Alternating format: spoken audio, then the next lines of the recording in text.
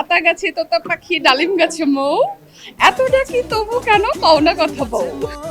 ও সুন্দরী কবে হবি আমার ঘরে। আমি মনে হয় ডালিম খাচ্ছিলাম, হ্যাঁ।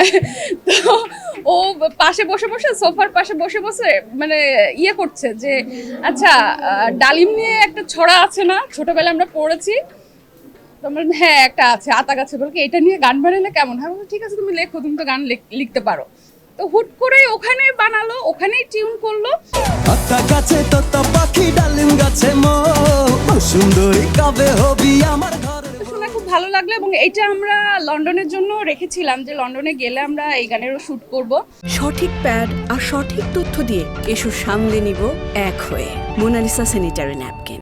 এবং দেশের বাইরে শ্যুট করা আসলে অনেক কষ্ট হয়ে যায়, কোনো হেল্পিং হ্যান্ড থাকে না। বাট এটার এক্সপিরিয়েন্স আসলে অনেক ভালো। আমরা গানটা গতকালকে রিলিজ দিয়েছি, রিলিজের আগ থেকেই কিন্তু এই গানের ব্রিজ লাইনটা এত বেশি ভাইরাল হয়েছে।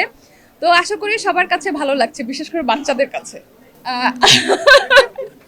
আচ্ছা, আতা গাছে তোতা পাখি ডালিম গাছে মৌ এত ডাকি তবু কেন কও না কথা বউ। ঠিক আছে? আমার মনে আছে, ছোটবেলায় পড়েছি। আচ্ছা, ও খুব সিম্পল সিম্পল কথা নিয়ে গান বানাতে খুব পছন্দ করে, কারণ এই কথাগুলো হচ্ছে অনেক ছোটবেলায় আমরা ছড়াতে পড়েছি। তারপরে এই যে 2 চাকার সাইকেল, মানে সাইকেল তো 2 চাকারই হয়। তো এরকম সিম্পল সিম্পল কথা নিয়ে ও নিজেই কিন্তু ব্রিজ লাইনগুলো নিজে লেখে। তারপরে এই যে আতা গাছে তোতা পাখিটা এই হুট করেই এটা বানিয়েছে, তার আগে কিন্তু রিলিজ হয়েছিল, ভুলে গেছি গানটা, এখন মনে পড়ছে না। না না, তার আগেও আর একটা এরকম ছড়ার মতো করেই ও বানিয়েছিল। তো এইগুলো না বেশি ছোট বাচ্চারা পছন্দ করে। আর আমাদের সাইকেল গানটা সব থেকে বেশি ভাইরাল করেছে কিন্তু ছোট বাচ্চারা, এমন কোনো বাচ্চা নাই যে এই গানটা শোনে নাই।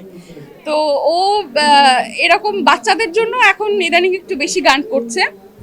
হঠাৎ করে ও বসে আছে, বসে বসে চিন্তা করতেছে, আচ্ছা